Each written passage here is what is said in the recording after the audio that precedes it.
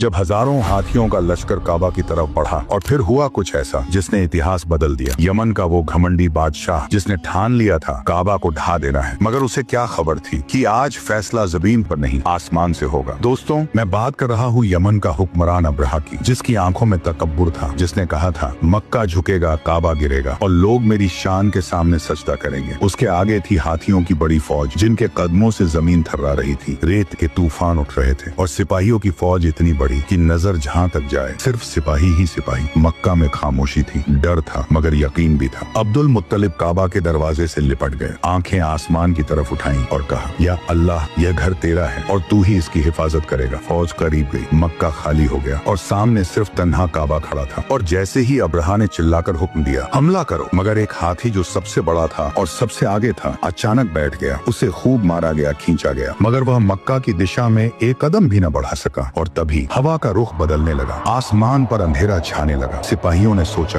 तूफान आ रहा है, मगर वह तूफान नहीं, वो था हजारों लाखों परिंदों का लश्कर। छोटे छोटे परिंदे जिनके पंजों और चोंच में पत्थर थे। अब्रहा हंसा, उसने कहा, ये छोटे परिंदे हमारी फौज का क्या बिगाड़ लेंगे। और अगले ही पल आसमान से पत्थर बरसने लगे, हर पत्थर निशाने पर, जिस पर गिरता उसका जिस्म चीर देता। सिपाही चीखने लगे, हाथी भागने लगे, फौज टूटकर बिखर गई, हर तरफ अफरा तफरी मच गई। वह छोटे पत्थर नहीं थे, वह अल्लाह का अजाब था। कुछ ही पलों में, कुछ ही लम्हों में वह लश्कर जो काबा को गिराने आया था मिट्टी में मिल चुका था। अब्रहा भागा मगर मौत उसका पीछा कर रही थी और आखिरकार उसका अंजाम भी तारीख में इबरत बन गया। और काबा जो अल्लाह का घर है आज भी खड़ा है, न हाथी उसे गिरा सके, न बादशाह उसे मिटा सके, क्योंकि ताकत फौज में नहीं, हाथियों में नहीं, ताकत उस मालिक में होती है जो जब चाहे किसी की भी तकदीर बदल सकता है। बेशक मेरा रब हर चीज पर कादिर है।